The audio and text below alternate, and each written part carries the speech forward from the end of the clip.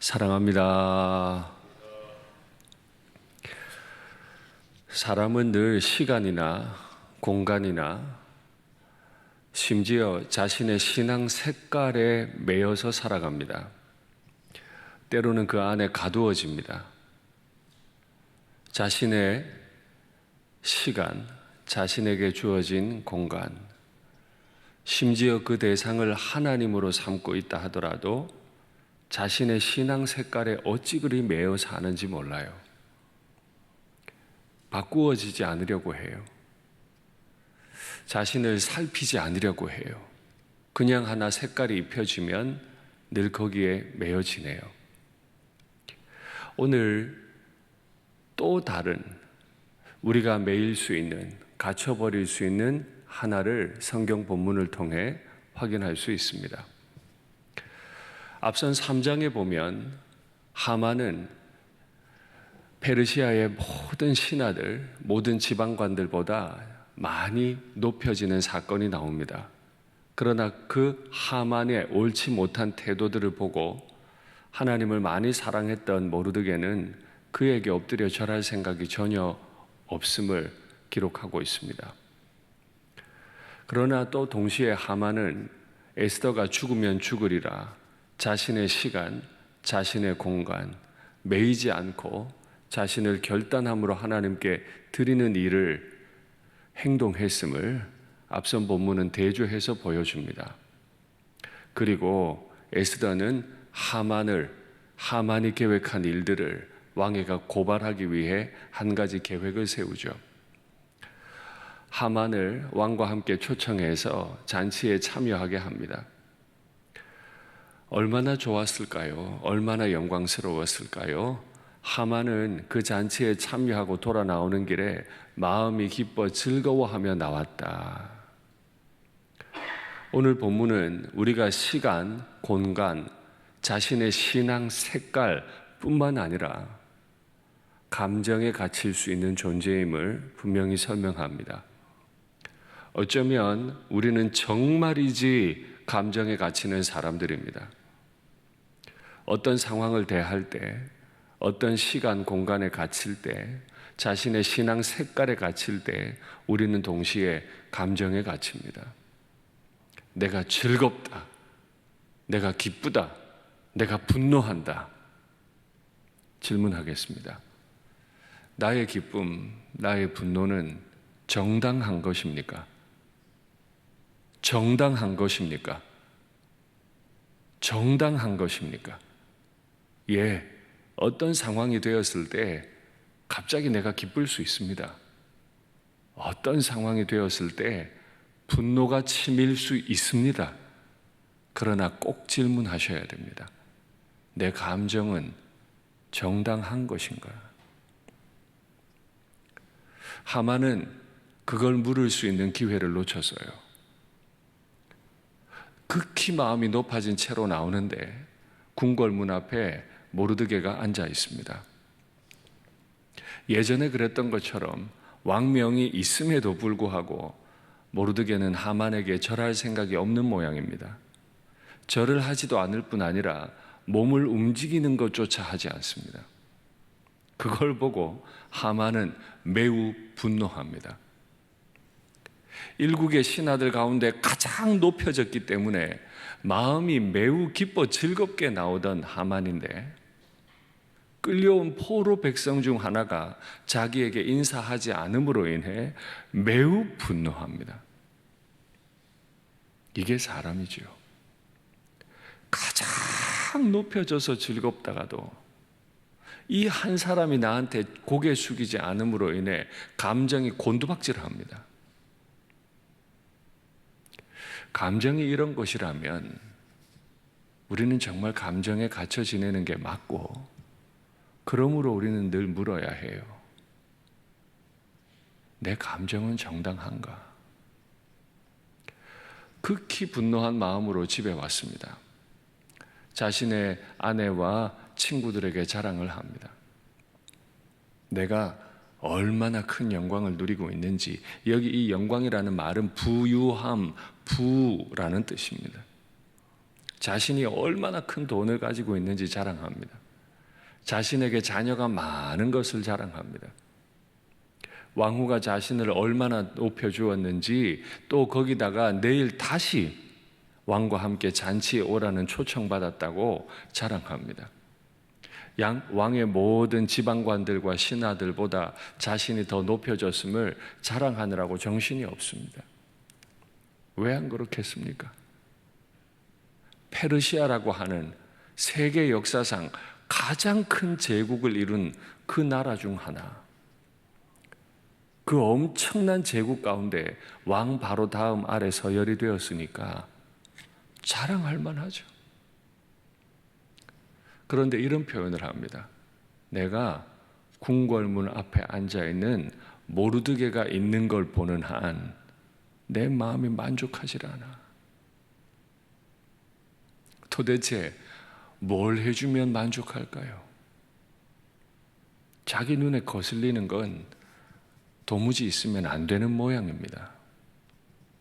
지극히 높여진 사람이, 그 한 사람이 출입하는 문 앞에 앉아 있는 걸 보는 건 난 용납할 수 없어. 지금까지 자기의 큰 영광을, 자녀가 많음을, 자기가 신하들 가운데 가장 높음을 자기 입으로 자랑한 사람이지만 자기를 존중하지 않는 그 한 사람 때문에 만족할 수 없어 라고 말하는 것이 사람이라면, 과연 우리의 기쁨과 분노는 정당합니까? 정당합니까? 우린 이 질문을 늘 해야 해요. 우리가 살아가는 자리인 시간과 공간에 대해 우리는 늘 질문합니다. 이 시간에 난 무엇을 해야 하나? 내가 이 자리에 있는 것이 옳은가? 늘 이런 질문을 합니다. 대학 다닐 때 친구들과 함께 술집에 가는 것이 옳은가? 술집에 가서 술을 안 마시지만은 술집이라고 하는 공간은 마귀가 득실득실하기 때문에 그 자리에 가는 게 옳은가? 우린 늘 이런 질문했습니다. 그리고 믿음의 부모들은 가능하면 그런 데 가면 안 된다고 가르쳤습니다. 예, 부모님 세대들 가운데 공간에 대해 의심하는 것 늘 좋은 일입니다. 그러나 나의 감정도 의심합니까? 내가 지금 기쁘고 내가 지금 화가 났고 내 감정에 대해서도 늘 그렇게 의심하고 질문합니까? 자칫 감정은 하나님이 우리에게 주신 모든 것을 송두리째 불태울 수 있습니다.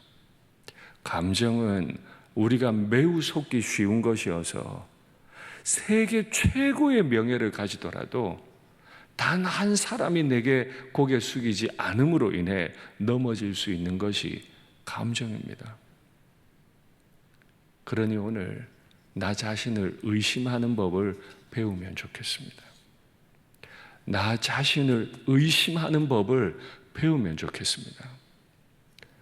자신의 신앙 색깔과 나의 기쁨과 나의 슬픔을 의심하는 법을 가르쳐 달라고 하나님 앞에 기도하면 좋겠습니다.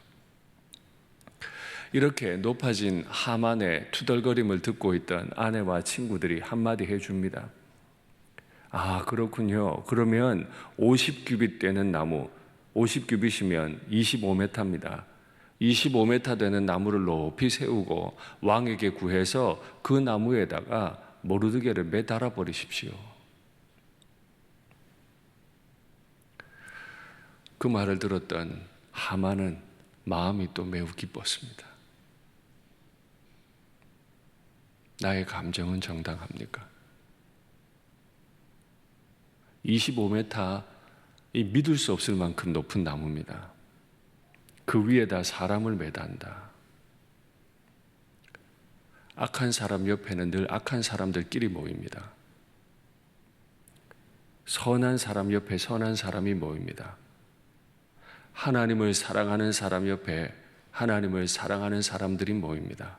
여러분들 보시기에는 하만의 아내 세레스나 그의 친구들이 한 말이 정당합니까? 그런데 왜 그 말을 하고 또 그 말을 들었던 하만은 왜 기쁩니까?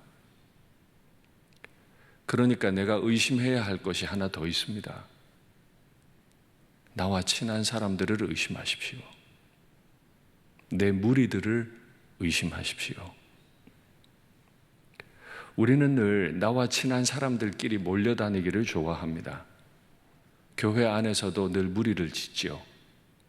밥을 먹어도 그 사람들하고만 먹습니다. 그 사람들하고만 이야기합니다. 그 사람들이 옳다면 옳은 거고 나쁘다면 나쁜 거예요. 나를 의심하듯 나와 늘 함께 다니는 사람들을 의심하십시오. 다른 사람들을 의심하지 말고 나를 중심으로 하고 있는 나 자신과 늘 같은 말 하고 다니는 그 무리들을 의심하십시오. 그렇지 않으면 난 바뀌지 않습니다. 시간과 공간, 자신과 비슷한 신앙 색깔에 매여 있는 나와 내 동료들을 의심하지 않으면 절대 바뀌지 않습니다. 악한 일을 하고도 기뻐합니다. 악하게 무리를 짓고도 그 무리가 마치 아름다운 무리인 것처럼 착각하기 쉽기 때문입니다. 하만은 왕에게 허락받지도 않고 모르드게를 죽이기 위해 50규빗 나무를 세워버립니다. 이미 본인은 왕입니다. 에스더가 2번이나 자기를 잔치자리에 초청했으니 당연히 모르드게를 내어주겠지. 어찌 됐죠? 자신을 의심하지 않던 그 하만을 세레스와 자신의 귀에 좋은 얘기만 들려주는 그 무리들을 의심하지 않았던 결과 하만은 25m 나무에 자신이 달립니다. 가장 선한 일을 말하면서도 선하신 하나님을 대하면서도 우리는 내 기쁨, 내 분노에 속아서 자신을 높일 수 있습니다. 자기 확신에 빠질 수 있습니다. 교회 안에서 일을 열심히 하면서 동역자라는 사람들과 함께 자신들의 성을, 자신들의 영광을 높일 수 있습니다. 그래서 마지막으로 다시 묻습니다. 나의 기쁨, 나의 분노, 나의 감정 정당합니까? 말씀을 맺겠습니다. 하나님의 말씀은 좌우에 날이 선 검과 같습니다. 그 검으로 무엇을 자를까요? 무엇을 베어낼까요? 남들을 벨까요? 마귀를 벨까요? 아니요. 자신에게 속아버린 자신을 베고 자신의 무리들을 베고 하나님 앞에 고요하게 서는, 착하게 서는, 하나님 앞에 겸손하게 서는 오늘 우리가 되면 좋겠습니다.